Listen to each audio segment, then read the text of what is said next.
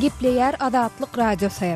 Akşamyz haýyrly bolsun gaderli dinleýijiler. Şuň 2016-njy ýylyň 31-nji awgusty hepdeniň çarşembe güne habarlar güneligi gepleşigimizde Pragda studiodan men Sahra alyp barýan.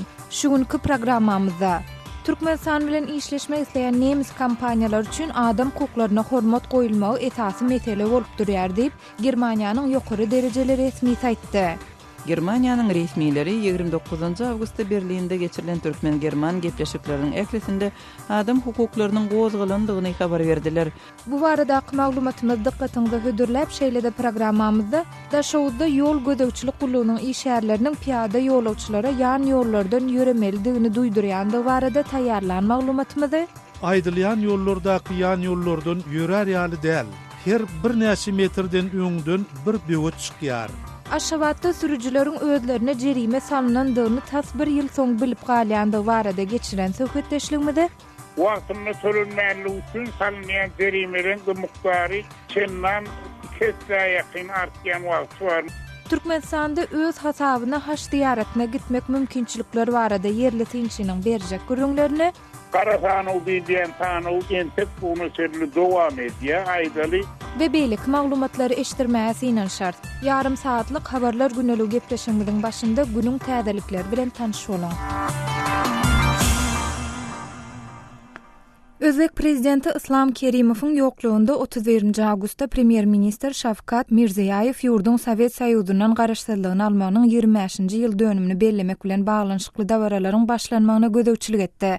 28-nji awgustda Kerimow keselhana ýerleşdirilen bäri 1-nji sentýabrda geçiriljek dawaralaryň gerimi çäklendirildi. Şol sanda Daşkentde geçiriljek esasy garaşdyrlyk günü konserdi ýatyryldy.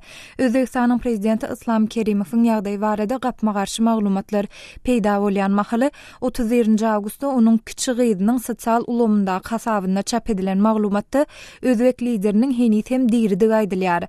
Lola Kerimowa Tyllaýewanyň Instagram sosial ulgamynda hasabynda ýazylan maglumatda halkyň prezidentiň çalt gowlaşmak üçin edýän gow arzuwlaryna sag bolsun aýdylýar. Şeýlede maglumatda halkyň gollawy biziň üçin bir dünýä barabar we men siziň ýürekden edýän arzuwlaryňyzyň onuň saglygyna gowuşmagyna ýardym edýändigini ynanýaryn diýilýär. Ankara Siriýanyň Demiradagyndaky Kürt milisiýa söwüşçüleri bilen ýaraşygyň baglaşylanyny baradaky maglumatlary reddedýär. Türkiýanyň Ýewropa Birleşigi meseleleri boýunça ministri Ömer Çelik 31-nji awgustdan çykyşynda Ankara, Türkiýe we Kürt elementleriniň arasynda okatyşyk besetmek barada ılalaşyga gelinendigini hiç bir ýagdaýda kabul etmeýär diýdi. 30-njy awgustda Birleşen Ştatlaryň Döwlet Departamentiniň medeniýet wekili John Kirby Birleşen Ştatlar tarapyndan goldanýan Siriýadaky Kürt söwüşçüleri bilen Türkiýanyň arasyndaky söwüşleriň 12 saatdan 18 saatgacha togtadylandygyny aýtdy. Şeýlede Kirby Washington okatyşyk besetmek baradaky ýalaşyň dowam etmegini isleýär. Şeýlelikde Birleşen Ştatlaryň liderligindäki koalisiýanyň ähli agzalary ünsü Islam döwleti atly toparyň söwüşçülerini ýok etmäge gönükdirip biler diýdi. Qazaqstanyň häkimetleri ýurdun Günwatar böleginde 3 islamçy söwüşçü toparyň agzalary diýilip guman edilýänleriň tutsak edilendigini aýdýarlar. Qazaqstanyň Milli Howpsuzlyk Komitetiniň 31-nji awgustda beren maglumatyna görä häkimetler ýurdun Günwatar regionunda 10 şüphelini we Demirady Günwataryndaky Oktober sewitinde 11 şüphelini tutsak etdiler. Komitetiň maglumatynda aýdylmagyna görä şüphelilerin jaýynda ýaraglar, partladyjy serişdeler we ýarag serişdeler tapylandan soň olar tutsakhana alınıp gidildi. Qazaqstanyň Milli Howpsuzlyk Komiteti tutsak edilen adamlaryň gürrüňi edilen 2 sebitde paraha diýilatdan ýaşaýjylara we kanun goraýjy organyň işärlerine garşy ençeme terroristik hüjümi amala aşyrmagy planlaşdyrypdyrlar. Şu ýylyň ýuny aýynda Qazaqstanyň Oktober şäherinde islamçy söwüşçüdigi aýdylýan 25 adamdan ibaret topar ençeme hüjümleri amala aşyrdy. Munyň netijesinde paraha diýilatdan 5 ýaşaýjy we Qazaqstanyň Milli Howpsuzlyk güýçleriniň 3 agzasy helak boldy. Birleşen Ştatlaryň Kongresinde demokratlaryň lideri Senat Harry Reid we beýleki demokratlar ýurdun federal derňew bürosundan ýagny FBI'dan ursiýetiň kiber hüjümler arkaly Birleşen Ştatlaryň prezidentlik saýlawlaryny bulaşdyrmaga synanşan bolmagy mümkin baradaky aladalanmalary derňemek soraýarlar. Düşmançylykly hökümetiň biziň erkin we adalatly saýlawlarymyzda işçiň bulaşdyrmaga synanşmak perspektivasy sowuk uruş döwründen bäri biziň demokratiýamyzda awanýan iň ulu hopdur diýip Reid FBI'ň direktori James Comey urudan hatyny aýdýar. Bu hat FBI'ň ýurdun online ses vermek ulgamyna haker hüjüminiň edilendiginiň üstüne açany barada habarlar peýda bolan soň 30 awgustda New York Times neşrinde çap edildi. Birleşen Ştatlar tarapyndan hapa pullary ýumakda we bir kanun ýarag satmakda gözlenýän orsiýetli Sergey Mironov Yerewanda gysga wagtlaryň tutsa edilenden soň Ermenistany terk etdi. Hormatly dinleýijiler, siz şu taýdan käbir möhüm habarlar bilen tanış bolýaňyz. Olar taýýarlap dikkatiňizi ýetiren men Sahra. Saatlar kesmeden soň gepleşigimizi dowam etdirýäs. Ýan habarlardan beýlep geçişimiz ýaly Özbek prezidenti Islom Kerimowyň ýoklugynda 31 awgustda premier minister Şavkat Mirziýaýew ýurdun Sowet Soýuzyndan garaşsyzlygyny almanyň 25-nji ýyl dönümini bellemek bilen baglanyşykly dawaralaryň başlanmagyna gözegçilik etdi. Bu barada kärdeşim Gözel Has dolurak maglumat berýär. Özbekistanyň prezidenti Islom Kerimowyň kiçi gyzy 78 ýaşly kakatynyň beýnesine gan iňip keselhana düşmeginden soň onuň diri-digini çak etmäge esas berýän maglumatlary sosial media arkaly ýaýratdy.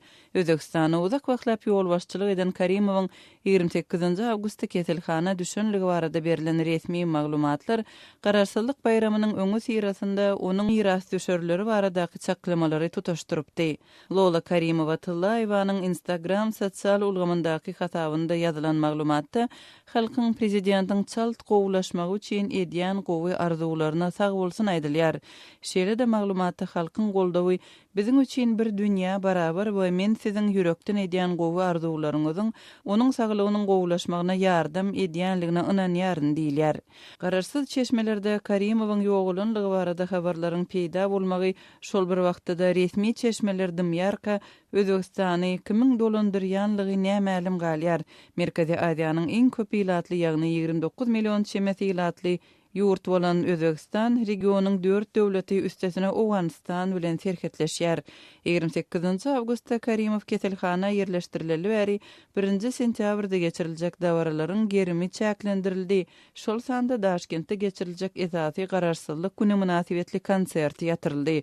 Özbek prezidenti Islom Kerimowyň ýoklugynda 31 awgustda premier minister Şavkat Mirziýaýew ýurdun Sowet Soýuzyndan gararsızlygynyň 25-nji ýyl dönümini bellemek bilen baglanyşykly dawaralaryň başlanmagyna gözegçilik etdi. 29 awgustda Lola Kerimowa Tyllaýewa kakatynyň beýnesine gan iňmesi sebäpli Daşkentde intensiv bejergi bölüminde saklanýanlygyny aýdypdy we onuň durnukly ýagdaýda bolanlygyny belläpdi.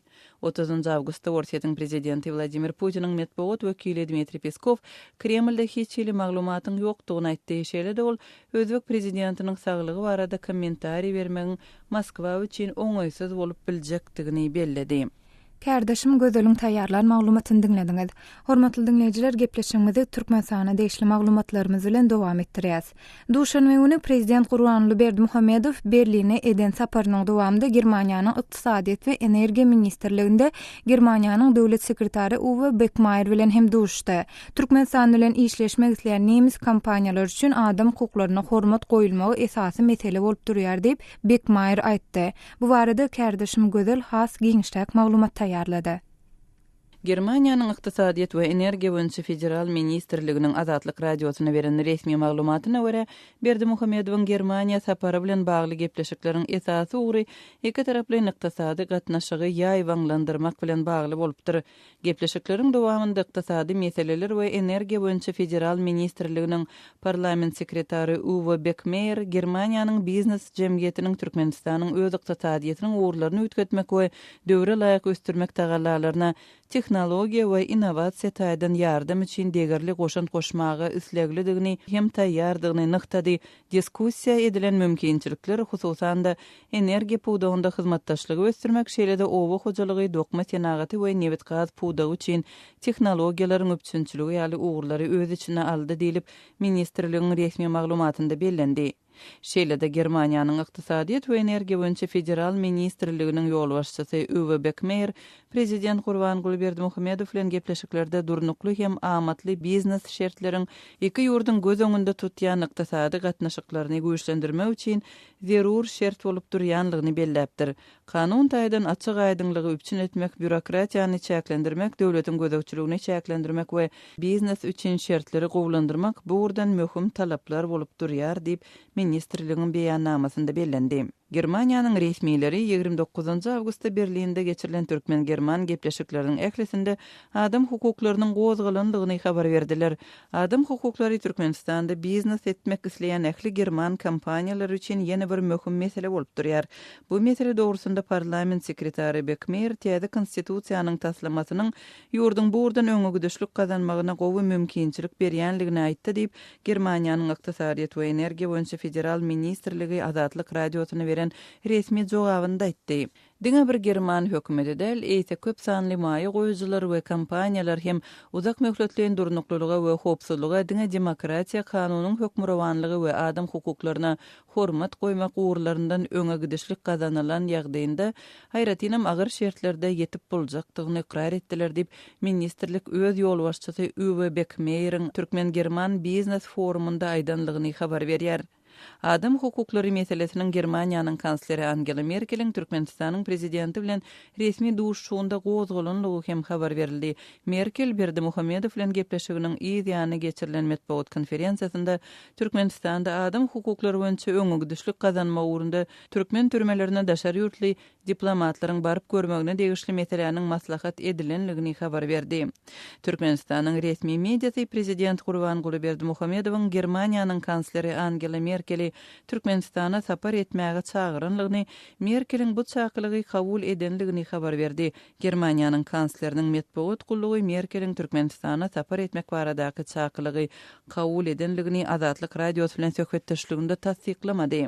Berlinde geçirilen Türkmen-German gepleşikleriniň netijesinde iki ýurdun arasynda girdejilere we emläge goşa salgyt salynmagynyň öňüni almak boýunça ulalyşyga gol çekildi. Şeýle-de Germaniýanyň kompaniýalary türkmen tarapy bilen 13 dokumenta gol goýdular. Türkmen matbuatyna görä şu gün Türkmenistanda Germaniýanyň maýy goýumlarynyň gatnaşmagynda 167 proýekt hasaba alınıpdyr.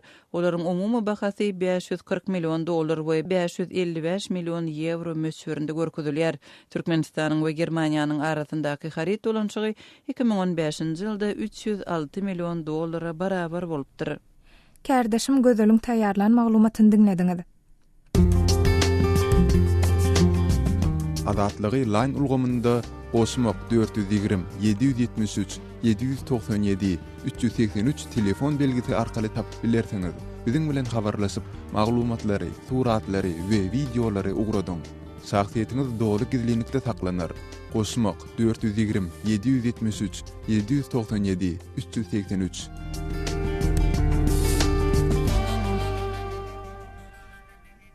Daşowdyň Könürgen şäheriniň iri köçelerinde ýol gözegçilik gullugynyň işgärleri piýadalara duýduruş berýärler. Ýem 2 hepde wagt bäri dowam edýän bu çäräniň çäğinde polisiýa işgärleri ýolagçylary ýan ýollardan, trotuarlardan ýürümäge çağırýarlar. Bu barada taýýarlan giňişräk maglumatymyzy dikkatiňize hödürleýäs. Şu günler Daşowuz welaýatynyň Könürgen şäheriniň köçelerinde ýol gözegçilik gullugynyň awtologly işgärleri aýlanyp, piýada ýolagçylary ýan ýollardan ýöremeldigini duýdurýarlar. Emma käbir yerli ýaşaýjylar bolsa piýadalar üçin niýetlenen trotuarlardan ýörer ýaly däl diýerler. Azatlyk radiosynyň käbir okuyjylarynyň habar bermegine görä, ýem 2 hepde wagt bäri Könürgen şäheriniň Ürügenç, Garaşsyzlyk we Öňkü Kalinin häzirki Döwlet Mämet Azady köçelerinde akşam saat 17:00-dan te 18:00 çenli ýol gözegçilik gullugynyň işgärleri aýlanyp, piýada ýolagçylary ýol hereketiniň düzgünlerini berjä etmäge çağırýarlar. Her gün giýişlik ýol gözegçilik gullugynyň işgärleri aýlanyp, hormatly sürüjüler, we piyada ýolagçylar ýol hereketleriniň düzgünlerini doli we dogry berjay edin. Piyada ýolagçylar piyadalar üçin niýetlenen ýollardan ýöreň. Bu siziň jan saglygyňyz üçin peýdal edip megafondan gygyrýarlar. Bu gowzat wölün aýdylýan ýollardaky ýan ýollardan ýörer ýaly däl. Her bir näçe metrden öňden bir böwet çykýar.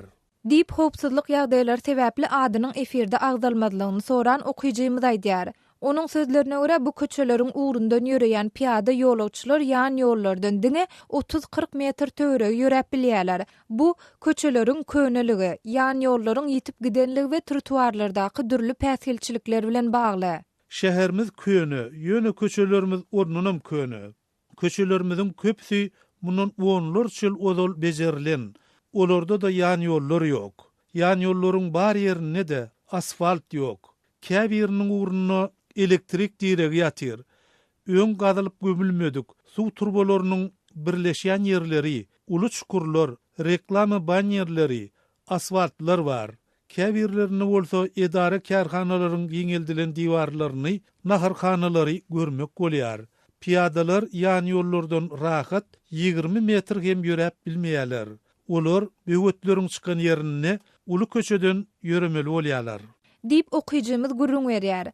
Daşowdyň Könürgen şäherinde şeýle çäräniň näme sebäpden edil häzirki pursatda geçirilen barada resmi taýdan halk köpçüligine hiç ýyly maglumat berilmeýär. Emma Aşgabatly ýazyjy we synçy Amanmurat Bugaýewiň Könürgenjiň käbir ýaşaýjylaryna salgylanyp berýän maglumatyna görä, bu çäre ýurtda köçe ýol hereketiniň bir aýlygy atly çäräniň golaýlamagy bilen baglanşykly alınıp barilýar. Bu çäräniň çäginde ýol gödäwçilik gullugynyň işärleriniň duýduruşlaryna äsermeýän ýolagçylaryň käbirlerine seýregen bolsa käte pul jerimesi hem salynýar.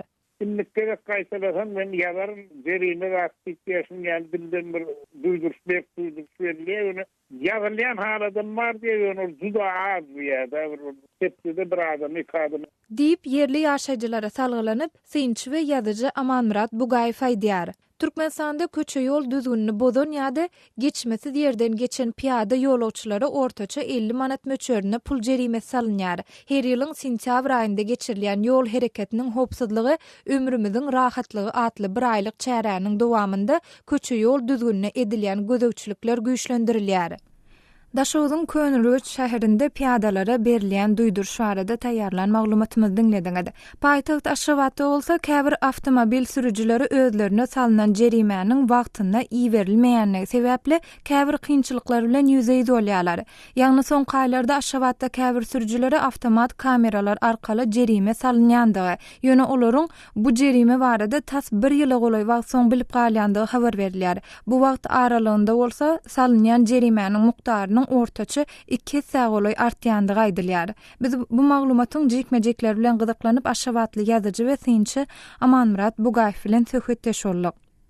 Soňky 6-7 ýyllikda Aşgabatda haýalam bolsa köçe ýol hereketine gödäwçiligi awtomatizatsiýalaşdyrmak amal edilýär. Ýagny esas köçelerde köçe ýol hereketine gödäwçilik edýän video kameralar, radarlar oturdylýar. Bu oňosat. Ýöne şol video kameralara şön suratlar sürüjüniň köçe ýol hereketiniň düzgünlerini bozan pursatdy şol hasabalynýar. Özüm bir çoğully patrollaryndan has aňyrda şäher polisiýa gullugy ýerleşýär. Ine şo ýere barýar, onuň o ýerden hem soňundan bir wagt bilen gelen okul sebäbi sürüjä bilen okul özüniň nirden näme ýalňyş goýberen, nirde ol awtomatik ýalňyşyny düzgün bolmak hasabalanyny. Inen soň bir erbet tarapym şol wagtyny tölenmänligi üçin salynýan jerimelerin miqdary çendan 2 ýakyn artýan wagt var. Meselem başta 15 manat jerime bolsa, soň 1 ýyla ýakyn wagtdan soňra şo istatsiýanyna köçe ýol hereketiniň alt inspektorlary saklawyna soň şo bergin bareken tölemän ýöreneken diýeninde ýam şol 30 manda 40 manda var ýa tehra. Amanrada muň sebäbi barada düşünürş berilýärmi? Sebäbi barada size maglumat barmy? Muň sebäbi ýene de öwrüle dolanýan adam faktoryna dolanyp gelýär. Sebäbi şol köçede oturdulan awtomatik video kameralar bir olarlyň şäheriň köçe ýol hereketine gödäwçilik edýän polisiýa bölümine ýygmanly. O ýerden şolar maşynyň yerleşýän ýeri, öýüň ýaşaýan ýeriniň golunnaky Polisiýa departamentiňe uğradylýar. Ondan bunun şol bizde uçastak inspektorları diýip atlandyrylýan polisiýa işgärleri we ana şolary günnün şolaryň bordy, şol video kameralaryň awtomatik foto düşüren zatlaryny düzgünmeden sürjä getirip goşulmak ýöne olar giýip getirýär, olaryň ödünden sorasaňa aýdýarlar. Ay bize giýji berilýär, bize iý berilen wagt getirýär diýe. Aman radan bu barada sürücüler näme pikirde? Sürücüler ummana bir köçede adam faktorynyň aralmagy, awtomatik oturdurmagy umman oňynda gasaplaýarlar. Ýöne şu awtomatik video kameralar başda oturdurup başlanma şol köçe hereketini gözüçülük edýän gullugyň işgärlerini o post üstü bilen iý berýärdiler. Ol eglense 2-3 günüň dowamyny köçe hereketini bolan maşyna ýetine sürüjä gelip gowşýardyny. Sol başdaky düzgüne gaýdylyp gelinse gowuljak diýip aýdýarlar. Sürüjüler sol başdaky ýagdaýa post bilen iý berilmegini oňlaýarlar. Ýadyjy we synçy Amanmurat Bugaýew bilen geçiren söhbetdeşligimizi diňlediňiz. Azatlyk radiosu bilen Telegram arkaly habarlaşyň. Munuň üçin şu nomerleri ulanyň. Goşmak belgisi 420 773 797 383, goşmak belgisi 420 724 168 983. Eger deslendik bir mesele ýa-da bolup geçýän ýagdaý barada maglumat bermek isleseňiz, Telegram tilsimini indirin we biz bilen habarlaşyň. Telefon nomerlerimiz goşmak belgisi 420 773 797 383, yeni bir nomer goşmak belgisi 420 724 168 983. Azatlyk radiosu siziň şahsiýetiňiziň gizlilikde saklanjagyna kepil geçer. 1 sentýabrda Türkmenistanda täze okuw ýyly başlanýar. Bugüne görülen taýýarlyklar eýen bir aý çemesi öňünden başlap mekdebiň düzgün talabyna laýyklykda çağlary, okuw esbaplary, okuw formasy ýaly egneşikler alınýar. Ýurtdan gelip gowşan maglumatlara görä okuw çykdyjylarynyň käbir köp çağly maşallary agram salýandygy aýdylýar. Bu barada Mar welaýatynyň kärenneçi Zenan Enewildaýda Türkmenistana habarçymyz Sultan Açylywa gurrun berdi. Mektebe baranda ozal bilen egine gök ýaşyl köýnek gerek, üstünden kastum gerek, ondan sumka gerek, depter ruçka gerek, ayakkap, garaja köwüş gerek, ak fartuk gerek, ak zabantik gerek, tahya gerek. Şo zatlar hemmesini ene tanyň öz jemlemeli. Şeýdip okuwa özüň taýýarlap ibermeli. Ýa-ni tanak geçen zatlaryňyň bahasy ina tane çeraga düşse. Köýnek bilen kostyumy bilalanyň da bir onuň bahalary 50 000 Köýne puldan 50 000 manat gerek. Ondan kellesine tahya gerek. Onu 70-80 000 manatdan almaly. Ayagyna garaja kögüş gerek. Ol 125-130 000 almaly. Köýne puldan. Bir çağany birla egneşik geýdirmek üçin indi şu aýdan narhlaryňyzdan jemine çerak pul gitdi şoňa. Umuman aýdanyňda 1,5 milyon da çykdaçyn gerek. Hemme zatlaryny, esbaplaryny, mektep zatlaryny, formalarını teýýarlamak üçin 1,5 milyon da gerek. Indi şu portfelleriň, ýa-ni galam, ruçkalaryň, depterleriň bahalary, narhlary näçerak şu arada näme bilýäňiz? Depterleriň biriniň bahasy 1000 manat, ruçkanyň bahasy 1000 manat, ondan portfeller 150 manatdan. Ondan şu zatlary özüne yeterli galjak bolsaň bir giden pulda. Öýde mektep okuwçysy 4-5 çağany mektebe taýinlamaly enatalara nähilek agram düşýär. Ay, Allah kan agram düşýär. Sebäbi olar hem ýitirmeli, hem geýdirmeli, hem mektebe taýýarlamaly. Şonuň üçin köp çykdaçy bolýar. Ol enatalaryň näme gullukçysy bar, ura kalhoza garaşlysy bar. Kalhoza garaşly bolanda ha ýylda bir gedek dahot.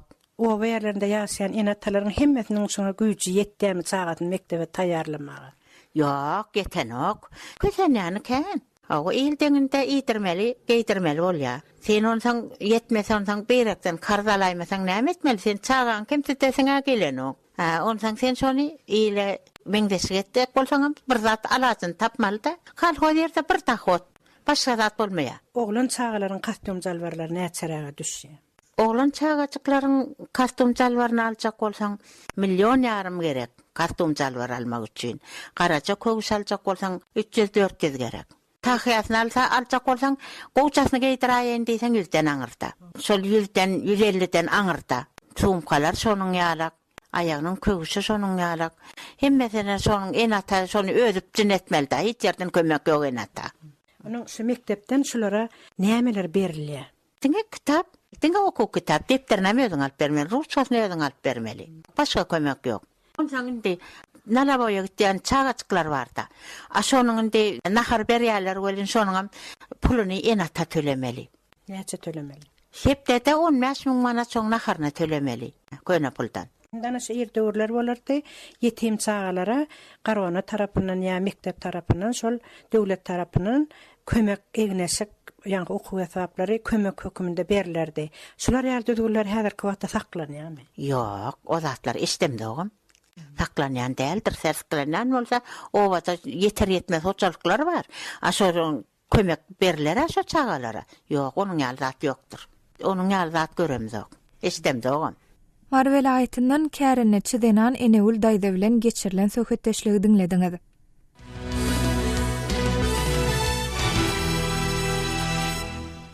Türkmenistanyň prezidenti 188 san ziyaretçiniň Saud Arabistanyna gitmegine ruhsat berdi diýip türkmen mediýasy habar berdi. Türkmenistanyň ziyaretçilaryň 5-26 sentýabrda Saud Arabistanyna etjek haç ziyareti döwletiň hasabyna we Türkmen Hawa ýollary kompaniýasynyň uçary arkaly amallaşdyrlar. Ese ýurtda öz hasabyna haç ziyaretine gitmek isleýänler üçin nähil mümkinçilikler bar? Şu we beýleki soralara ýazyjy we synçy Amanmurat Bugaýew jogap berdi. Türkmenistan'ın haç ziyaretini öz hasabyna gitjekler. Eýýem 1 ýyl çemesi öňünden öz ýaşaýan ýerlerindäki mescitleriň imamlaryny ýa-da Türkmenistanyň din işleri baradaky ýörüýte geňeşine arza bilen ýüz tutýarlar, bizne şunça adam bolup gitjek diýip aýdýarlar. Hemde eýýem haç ziyaretine 6 çemes wagtlaryny şol kanaw dol taýin bolýar, ondan şol adamlarym umuman şol ýörüýte öz hasaplaryny tutan, özüniň puluny tutan uçurlar, samolyotlar bilen haç ziyaretine gidýärler. Elbetde bir ýerde bir giden emeli bökdönçlükler, ýene gaýrylar bar. Ýöne umuman adamlar öňde daýdyşmalar öz hasabyna haç ziyaretine gidenini kim görenoklar. Täze Amanrada şol bökdönçlükler näme? Şeýlede şol bökdönçlüklere näme sebäp bolýar? Bökdönçlüklere sebäp bolýan zat bizde her näçe